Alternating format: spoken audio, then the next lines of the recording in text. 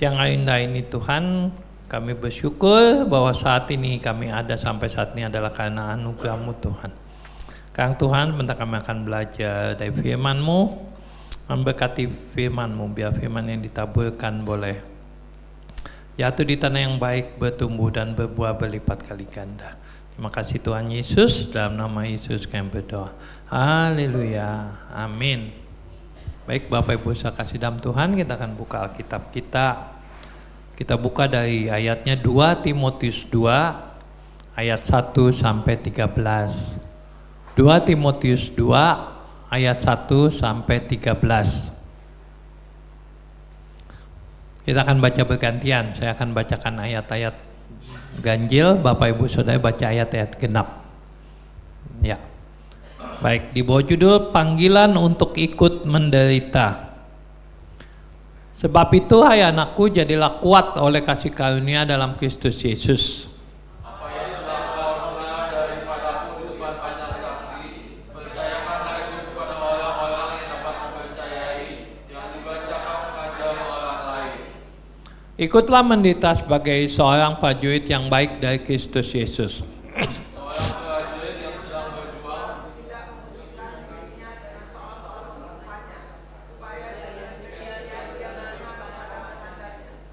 Seorang olahragawan hanya dapat memperoleh mahkota sebagai juara apabila ia bertanding menurut peraturan-peraturan olahraga. Usahanya. Perhatikanlah apa yang kukatakan. Tuhan akan memberi kepadamu pengertian dalam segala sesuatu. Ingatlah ini, Yesus Kristus yang telah bangkit dari antara orang mati, yang telah dilahirkan sebagai keturunan Daud, itulah yang kuberitakan dalam Injilku. Karena pemberitaan Injil inilah aku menderita, malah dibelenggu seperti seorang penjahat. Tetapi firman Allah tidak terbelenggu. Karena itu aku sabar menanggung semuanya itu bagi orang-orang pilihan Allah, supaya mereka juga mendapat keselamatan dalam Kristus Yesus dengan kemuliaan yang kekal. Benarlah perkataan ini. Jika kita mati dengan Dia, kita pun akan hidup dengan Dia. Jika kita bertekun, kita pun akan ikut memerintah dengan Dia. Jika kita menyangkal Dia, Dia pun akan menyangkal kita. Jika kita tidak setia, Dia tetap setia, karena Dia tidak dapat menyangkal Dianya. Baik Bapak Ibu Saudara kasih dalam Tuhan, hari ini kita akan belajar bagaimana menjadi pribadi yang unggul. Bapak Ibu Saudara, kita mungkin sering mendengar kata unggul, ya kan? Misalnya dalam bidang olahraga, ya kita mungkin sering mendengar kata tim Indonesia unggul atas Malaysia, betul kan? Atau kita mungkin sering dengar tim Indonesia unggul atas tim Thailand 3-2 atau 2-1. Atau kita juga mungkin sering mendengar kata unggul, misalnya di dalam saya bilang, oh petani menanam padi di Indonesia itu menggunakan bibit unggul, ya kan? Saudara, apa arti dari kata unggul ini? Ya mungkin kita bisa artikan kalau kita kalimat Indonesia unggul atas Malaysia, mungkin unggul artinya Indonesia bisa mendapatkan nilai lebih banyak dari Malaysia, betul kan? Makanya unggul. Kalau sama ya berarti belum bisa dibilang unggul, ya kan? Indonesia mungkin bisa lebih baik dari tim lain, makanya dibilang Indonesia lebih unggul dari tim lain. Nah, unggul itu bisa berarti lebih baik atau lebih banyak, ya lebih banyak. Kalau petani menanam menggunakan bibit unggul, nah unggul ini bisa berarti lebih baik, ya bibit yang kualitasnya lebih baik di atas rata-rata bibit yang lain. Nah ini kita mau belajar gimana menjadi pribadi yang unggul. Nah, bagaimana kita bisa menjadi pribadi yang lebih, ya kita harus lebih dari orang lain. Di dalam kitabnya Rasul Paulus kepada Timotius, Paulus mengibaratkan menggunakan 3 profesi, ada 3 hal yang Paulus contohkan kepada Timotius. Ya, dalam ayat 4-6 kita Paulus berkata begini, seorang prajurit yang sedang berjuang tidak memusingkan dirinya dengan soal-soal penghidupannya, supaya dengan demikian ia berkenan kepada komandannya. Ayat 5, seorang olahragawan hanya dapat memperoleh mahkota sebagai juara apabila ia bertanding menurut peraturan-peraturan olahraga. Di ayat yang ke-6, seorang petani yang bekerja keras haruslah yang pertama menikmati hasil usahanya. Jadi hari ini kita mau belajar dari Rasul Paulus bagaimana 3 hal bagaimana kita bisa unggul atas yang lain, orang-orang lain. Yang pertama kita lihat dalam ayat 4 ada seorang prajurit. Ya. Prajurit itu di dalam kehidupannya itu yang pertama adalah dia berkenan kepada komandannya. Saudara, dulu lagi sejak kita sekolah minggu, kan anak sekolah minggu ada lagu kan, sering dinyanyikan ya kan, lagu saya bukan pasukan berjalan, pasukan berkuda, pasukan menembak, saya tidak menembaki musuh, tapi saya laskar. Nah, kita adalah prajurit-prajuritnya Kristus. Nah, sebagai seorang prajurit Kristus, tentu kita ingin hidup kita berkenan kepada komandannya. Ya, jadi yang awal pertama bagaimana kita bisa menjadi prajurit yang unggul atas yang lain adalah kita harus hidup kita berkenan kepada Tuhan. Ya, mungkin kadang kita melihat ada orang-orang ya di luar Kristus mungkin, kok mereka juga bisa tuh punya usaha maju, bisa mereka punya uang banyak, bisa loh mereka punya apa di atas kita gitu kan. Mungkin secara manusia mungkin ya mereka bisa punya itu dengan usaha mereka, dengan kerja keras mereka, dengan pikiran mereka bisa. Tapi buat kita anak Tuhan, bisa aja kita dengan kerja kita bisa memperoleh apa yang kita ingini. Tapi saudara, mana kalau kita orang Kristen punya moto kita apa? Ora et labora. Jadi kita bekerja ya harus, dan yang kita tapi berdoa ya juga gitu. Bagaimana kita itu bisa menyenangkan hati Tuhan, bagaimana hidup kita tuh berkenan kepada Tuhan. Nah, kalau hidup kita berkenan kepada Tuhan, saya percaya kita itu bisa lebih unggul dari orang-orang lain. Ya, saudara, di dalam Alkitab kita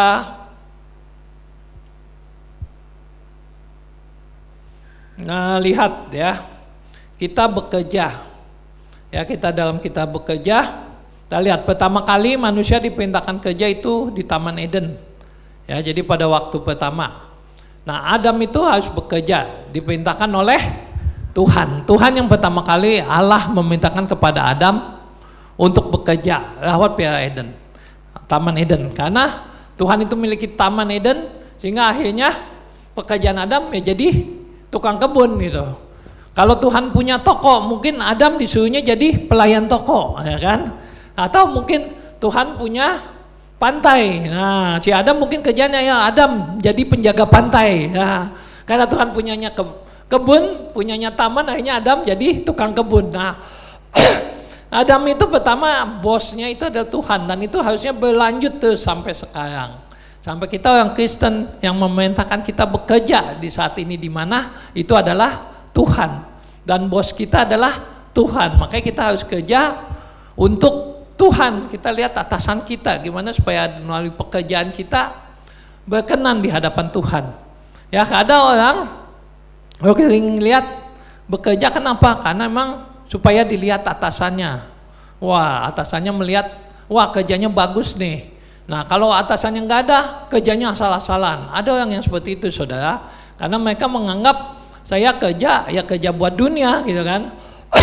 Atau ada orang yang kerja buat apa? Buat cari uang. Jadi segala cara uang dia kejar terus sampai akhirnya kadang melanggar aturan, segala cara yang nggak baik, cara yang nggak boleh pun, cara nggak jujur pun dijalanin juga, saudara. Ya, saudara. Kita dalam bekerja apapun yang kita kerjakan untuk Tuhan.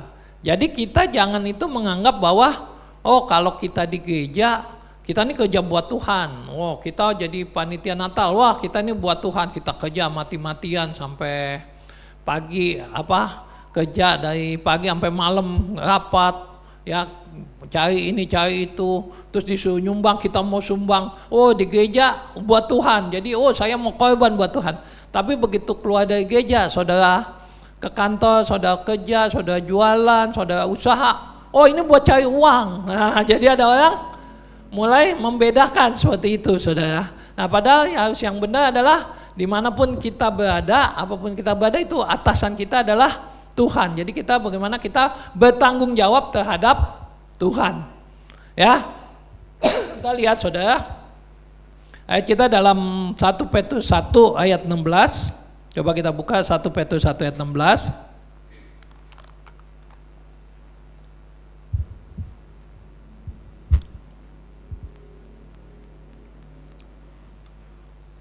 1 Petrus 1 ayat 16, sebab tulis ini, sebab ada tertulis kuduslah kamu sebab aku kudus. Nah, ini adalah perintah dari Tuhan. Jadi Tuhan minta kita hidup dalam kekudusan. Jadi bukan hanya sekedar di gereja, tapi dimanapun kita berada, kita harus menyenangkan hati Tuhan. Kita hidup dalam kekudusan.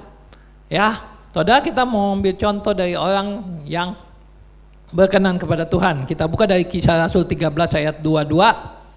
Nah, ini kita buka dari Kisah Rasul 13 ayat 22.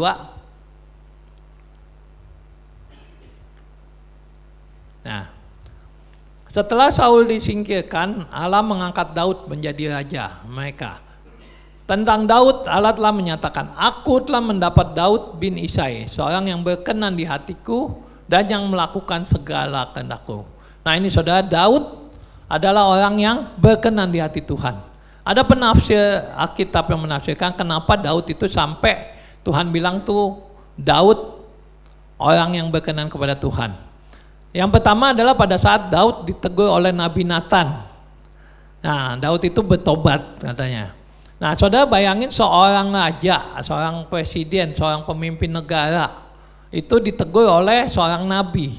Nah, mungkin mereka akan merasa wah gengsinya turun, betul gak saudara? Kadang mungkin orang udah punya jabatan ditegur oleh orang lain, nah itu biasa wah masa harga dirinya turun. Tapi Daud enggak, saudara. Jadi pada waktu dia ditegur akan kesalahan dia masalah Betsyeba istri Uria, dia bertobat sehingga akhirnya dia menciptakan sebuah mazmur, ya, bilang pada waktu ia ditegur oleh Nabi Nathan. Nah, Daud bertobat, saudara. Nah, sekarang masanya orang agak sulit, saudara, negur. Nah, sekarang negurnya pun kadang orang mulai sekarang udah nggak sesuai lagi. Padahal firman Tuhan bilang kalau ada yang salah dipanggil tegur 4 mata, bukan di depan umum. Tapi kenyataannya sekarang banyak orang yang paling main saling serang, bahkan pendeta pun banyak saling serang, saling nyala-nyalain di mana?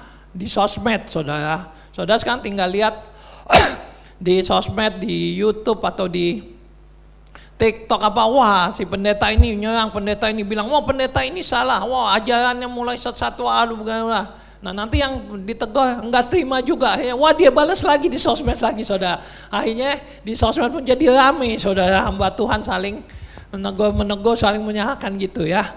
Nah, saudara, kita pernah lihat contoh dari Daud. Daud pada waktu ditegur, Daud itu enggak ngelawan, dia enggak marah, tapi dia bersedia hatinya ditegur. Nah, hingga akhirnya untuk kebaikan dan Daud bertobat, saudara. Dan yang kedua, kenapa Daud berkenan hati Tuhan adalah pada waktu peristiwa Saul yang di gua. Jadi waktu itu Saul dan dia potong jubah, ya, potong ujung jubah dari si Saul. Padahal secara manusia waktu itu pegawai-pegawainya udah bilang, udah Pak, ini kesempatan, maksudnya Daud dikejar-kejar mau dibunuh, dan ini ada kesempatan, udah Daud tinggal bunuh Saul. Nah, itu bisa, tapi Daud nggak mau.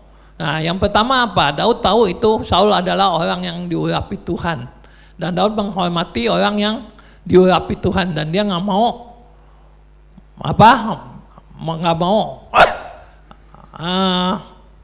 membunuh Saul karena dia menghormati Saul sebagai orang yang diurapi Tuhan sebagai raja. Dan yang kedua, kenapa Daud udah tahu bahwa dia nanti waktunya itu adalah dia yang akan jadi raja. Dan Daud enggak mendahului waktunya Tuhan. Dia tetap mengikuti proses. Dia tahu ya nanti kapan waktunya Tuhan mau angkat dia jadi raja, ya dia jadi raja. Padahal kalau dia bunuh Saul saat itu mungkin dia bisa lebih cepat gitu. Nah, bukankah kita manusia pun juga banyak begitu? Banyak orang yang apa-apa maunya serba cepat. Ya kan, sekarang zaman orang semuanya serba instan. Ya kan, mau makan carinya yang cepat, gitu kan. Ke tempat makan pun cari yang fast food, yang serba instan, kita mau cepat. Dalam kerja pun kadang mau cari kerjaan yang cepat naiknya gitu kan. Mau usaha cari yang cepat menghasilkan uangnya. Enggak mau yang ikutin proses satu persatu lama ya kan. Merangkak jabatan dari bawah, dari terus naik setingkat demi setingkat sampai puncak tertinggi. Nah kadang manusia maunya cepat, jadi dari bawah maunya loncat gitu ya saudara ya. Nah ini saudara Daud tahu pada waktu itu, Daud tahu kapan waktunya Tuhan. Ya, dan yang Daud menghormati orang yang diurapi Tuhan. Nah makanya dari situ Daud tercatat di Alkitab bahwa Daud itu berkenan di hati Tuhan. Nah saudara, hari-hari ini dalam hidup kita, biar kita belajar bagaimana kita bisa lebih coba kita cari dulu kehendaknya Tuhan. Ya, maksud mengatakan berkat itu Tuhan kasih kepada yang dikasihnya pada waktu tidur. Nah kalau kita orang yang berkenan pada Tuhan, nanti percaya saudara, kita pasti bisa lebih dari orang yang lain. Amin saudara. Amin. Nah, yang kedua ya adalah Paulus kepada Timotius memberi contoh kepada olahragawan. Di sini dalam ayat 5 dikatakan, seorang olahragawan hanya dapat memperoleh mahkota sebagai juara apabila ia bertanding menurut peraturan-peraturan olahraga. Ya, bagaimana kita bisa lebih adalah karena kita orang harus taat terhadap setiap peraturan. Saudara, di dalam suatu pertandingan olahraga itu pasti ada aturan-aturan, ya kan? Contoh, misalnya saudara mau lari keliling misalnya, saudara lari 1.500 meter. Nah kalau itu ada lintasan lari, biasanya satu lintasan itu 400 meter. Artinya seorang pelari dia harus berlari muterin keliling selama 16 berarti hampir 4 kali, 3 kali lebih ya, karena berarti titik startnya. Dan peraturannya adalah siapa yang pertama kali masuk finish, yang waktu tercepat itu yang dapat juara. Nah lalu saudara jangan potong bahwa dia harus ngikutin lintasan. Jadi nggak bisa seorang pelari lari kalau ngikutin lintasan kan jauh. Dia pikir, ini ada jalan yang lebih pendek, dia potong aja tengah jalan, dia langsung motong, langsung muter lagi kan. Yang penting ujungnya kan yang penting saya pertama kali masuk finish 4 kali putaran gitu kan saudara. Nah itu nggak bisa saudara. Tetap dia harus ikutin lintasannya, harus ikutin larinya. Atau saudara lari secara estafet. Lari estafet itu adalah lari beruntun ya. Jadi pertama kali pelari harus berlari.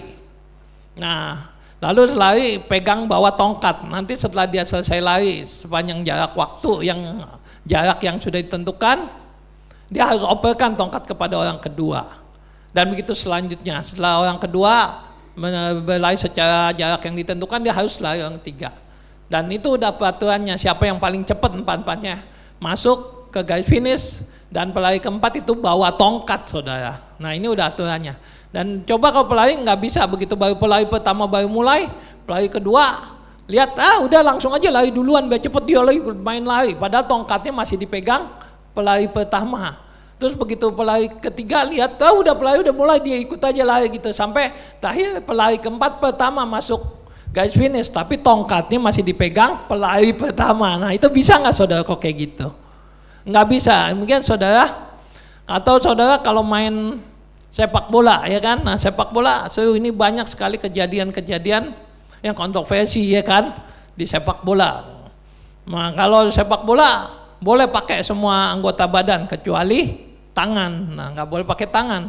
Kiper boleh pakai tangan kecuali kiper boleh pegang bola pakai tangan tapi di dalam kotak. Nah hingga ini berapa banyak tangan orang suka kadang main-main tangan, sehingga akhirnya yang skandal terbesar yang terjadi kehebohan itu pada waktu Maradona. Saudara tahu kan Piala Dunia, di event sekelas Piala Dunia, nah itu sampai sekarang pun masih terjadi ya. Heboh beritanya bahwa Maradona mengalahkan Inggris Ternyata dia masukin golnya pakai tangan saudara, dan wasit nggak ngelihat saudara, dan itu banyak sampai sekarang tuh masih jadi kontroversi ya. Wah, tapi itulah saudara, di dalam satu olahraga kita juga ada peraturan. Demikian juga dalam kehidupan kita saudara. Dalam kehidupan kita juga ada peraturan-peraturan yang harus kita jalani dalam sebagai anak-anak Tuhan. Nah, peraturan yang Tuhan berikan itu sudah ada jelas tertulis dari mana? Dalam firman Tuhan.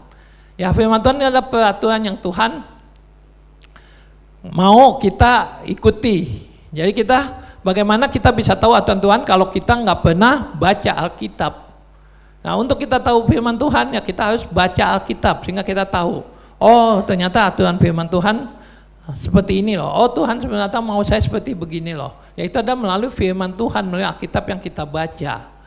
Ya, saudara, nanti setelah kita baca kita tahu mau nggak kita lakukan, iya kan?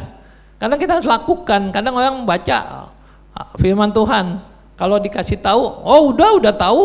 Oh, Alkitab udah, ayatnya udah pernah saya baca gitu. Tapi sekarang masalahnya dilakukan nggak itu loh kan? Nah, inilah saudara, kadang kita sebagai hamba Tuhan, pendeta, khotbah apa? Hanya kasih tahu. Kita hanya sebatas bisa ya kasih tahu, tapi entah saudara mau taat nggak taat, ya tinggal saudara mau taat atau nggak taat. Saya kan udah tahu hari Minggu, hari ibadah, jangan meninggalkan ibadah. Bukan hari Minggu jalan-jalan karena hari libur gitu kan. Tapi banyak orang, oh hari Minggu sayang nih hari libur gitu kan. Dan itu kan udah jadi kebiasaan kalau hari libur, long weekend, gereja kosong. Nah, ini saudara, pada tahu hari Minggu waktunya ke gereja, tapi pilih jalan-jalan. Atau kasih tahu perpuluhan harus dikembalikan, itu milik Tuhan. Nah, yang udah kerja, ya mau taat nggak taat, kita kan, saya sebagai gembala ya hanya memberitahu bahwa firman Tuhan aturannya bahwa perpuluhan milik Tuhan dan harus dikembalikan. Nah, tinggal saudara mau taat atau enggak. Nah, kalau saudara mau menjadi orang yang unggul harus lebih, ya saudara harus taati firman Tuhan. Saudara harus ikuti firman Tuhan. Ya, jadi sebagai seorang olahraga dia bisa menjadi juara kalau ikutin aturan. Kalau saudara taati firman Tuhan, saudara ikuti, nanti yang mendapatkan juara siapa? Ya saudara yang taat, bukan cuman yang bikin aturan. Kalau yang bikin aturan ya tetap membuat aturan. Kalau saudara taat firman Tuhan, nanti yang diberkati siapa? Ya saudara yang taat terhadap firman Tuhan. Makanya yang kedua adalah taat terhadap firman Tuhan sebagai anak Tuhan. Kalau saudara yang mau unggul, jadi yang pertama adalah hidup kita berkenan kepada Tuhan. Yang kedua adalah kita harus taat terhadap firman Tuhan. Dan yang ketiga adalah kita contoh dari seorang petani ya. Di dalam ayat ke-6 dikatakan seorang petani yang bekerja keras haruslah yang pertama menikmati hasil usahanya. Saudara, petani adalah kerja keras. Buat Bapak Ibu Saudara yang udah angkatan saya gitu ya, mungkin udah nggak asing dengan nasihat dari orang-orang tua kita. Atas kita kan selalu kalau dulu makan tuh makan yang bersih. Kalau makan nggak habis nanti nasinya petani nangis gitu kan. Saudara suka digituin nggak sama orang tua saudara? Nah, mungkin orang tua kita sudah mengalami masanya zaman Belanda, hidup zaman Jepang ya kan. Mereka mengalami udah kesusahan, makan susah ya kan. Kadang-kadang nggak ada nasi, nggak ada beras. Kita katanya makannya itu mungkin ganti, mungkin singkong atau apa gitu kan. Terus pakaian juga susah katanya, nggak ada bahan. Mereka kadang membuat baju dari karung bekas beras katanya. Nah itu, sehingga akhirnya ke kita dia bilang makan harus habis bersih, kalau enggak nanti petaninya nangis. Saudara, petani itu kerja keras ya. Mungkin Bapak Ibu Saudara kita yang di sini nggak ngalamin, nggak tahu lihat petani kayak apa. Mungkin kok yang saudara dari desa yang mungkin kecilnya pernah di daerah yang menanam padi mungkin tahu betapa capeknya ya kerja kerasnya petani ya kan. Mungkin pagi-pagi dia udah harus pergi ke sawah, mungkin dari nanam mesti jagain, siramin sampai terus bertumbuh. Nanti belum lagi mesti jagain ada burung yang suka makanin ya kan. Kalau udah mau mulai padi, udah mulai nguning, udah mulai itu, wah itu burung banyak datengin, wah harus usirin burungnya. Nah, petani belum lagi nanti kalau pas musim kering ya, musim kering air susah, mungkin mereka mesti ngambil air berkilo-kilometer, mesti bawa ya, mungkin mesti gotong gitu ya supaya padinya bisa tetap. Nah, saudara, kerja keras dalam hidup Tuhan, bagaimana kita bisa lebih dari orang lain adalah kita juga harus bekerja keras ya. Tapi beda dengan orang dunia pun kerja keras mereka enggak pakai tanpa Tuhan. Tapi kalau kita kerja keras harus libatkan Tuhan. Tapi kita berdoa libatkan Tuhan ya tetap kita harus bekerja. Jadi kita enggak bisa cuman berdoa aja gitu tapi enggak berusaha ya. Balik lagi tadi kita harus ora and labor. Jadi kita berdoa juga, bekerja juga ya. Kita harus bekerja, berusaha sebaik-baiknya. Ya, banyak orang-orang yang mereka berusaha, mungkin kita lihat perusahaan-perusahaan besar ya sampai sekarang, yang ingat tuh dari dulu lagi zaman saya kecil ya, masanya Salim Group. Nah, pasti ibu-ibu yang angkatan atas sudah tahu Salim Group. Katanya si pendirinya mulai dagang asongan ya, jadi asongan, kemudian dia kumpul uang, terus akhirnya dia kerja keras bisa sampai punya toko, punya tempat. Nah, tempat dia jualan akhirnya bisa maju tuh, akhirnya dia mulai bisa bikin sendiri, bahan-bahan dibikin pabrik, betul kan? Terus sampai bikin perusahaan lain lagi ya, akhirnya hampir semua bidang akhirnya dia kembang, terus bisa dia kerja keras supaya bisa menghasilkan banyak. Nah, itu bisa. Nah, kita sebagai anak Tuhan juga jangan mau kalah ya, kita jangan mau kalah dengan orang-orang lain, kita juga harus kerja keras, harus berusaha ya. Di tempat kerja ya kita yang bekerja kerja. Terus yang sekolah ya harus rajin belajarnya. Ya, yang berusaha harus rajin. Jangan buka toko, yang lain pagi jam 7, jam 6 udah buka tokonya, kita jam 11 baru buka toko. Wah, itu ya kita kalah dengan mereka ya kan. Lalu udah buka jam 11 nanti jam 3 udah tutup, sedangkan yang lain buka tutup sampai jam 5, jam 6. Nah, itu Bapak Ibu Saudara, kasih Tuhan, kita juga harus bekerja. Jadi selain kita berdoa, beribadah, kita taat firman Tuhan, kita baca, kita juga harus usaha ya. Kita harus berusaha, harus bekerja keras ya, karena nanti dari petani siapa yang bekerja keras yang menikmati hasilnya. Kalau kita berusaha, nanti Tuhan berkati juga, kita juga yang akan menikmati hasilnya. Ya, baik Bapak Ibu Saudara, jadi hari ini kita belajar 3 hal bagaimana kita bisa menjadi kita pribadi yang lebih unggul. Yang pertama adalah kita belajar hidup sesuai kehendak Tuhan. Kita hidup berkenan dalam hidup kita dimanapun kita berada. Yang kedua adalah kita mau taat dengan firman Tuhan. Ya, kita rajin baca firman Tuhan. Terus kemudian yang ketiga juga harus bekerja. Ya, kita bekerja keras untuk menghasilkan yang terbaik untuk Tuhan. Ya, itu 3 hal bagaimana kita menjadi pribadi yang unggul. Ya, Tuhan Yesus memberkati. Baik, kita akan berdoa. Ya, kita nyanyi dulu deh satu lagu Moel.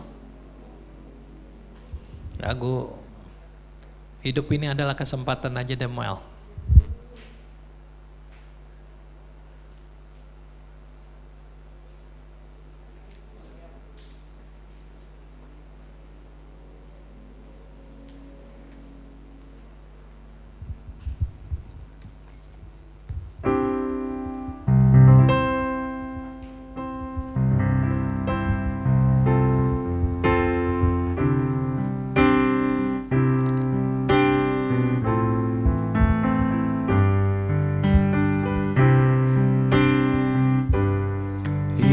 Ini adalah kesempatan.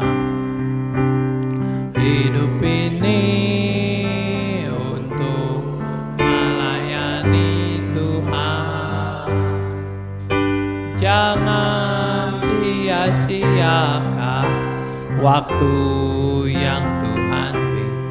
Hidup ini hanya sementara. Sekali lagi, hidup ini adalah kesempatan. Hidup ini adalah kesempatan. Hidup ini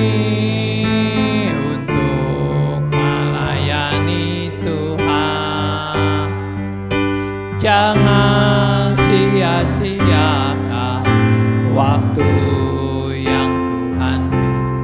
Hidup ini hanya sementara. Oh Tuhan, pakailah hidupku. Oh Tuhan, pakailah hidupku selagi aku masih kuat. Bila saatnya nanti ku tak berdaya lagi, hidup ini sudah jadi berkat. Oh Tuhan, pakailah hidupku. Oh Tuhan, pakailah hidupku selagi aku masih kuat. Bila saatnya nanti ku tak berdaya lagi, hidup ini sudah jadi berkat. Hidup ini sudah jadi. Oh. Tuhan Yesus, Bapa surga, terima kasih Tuhan buat siang Ayah Anda ini. Kami bersyukur buat kasih setia kebaikan-Mu Tuhan. Kami masih boleh mendengar firman-Mu, biar firman taburkan boleh tertanam hati kami, boleh bertumbuh dan terus berbuah-buah Tuhan hidup kami, untuk kami boleh menjadi pribadi yang unggul di dalam Engkau Tuhan, untuk kemuliaan nama-Mu. Terima kasih Tuhan Yesus, dalam nama Tuhan Yesus kami berdoa. Haleluya, amin.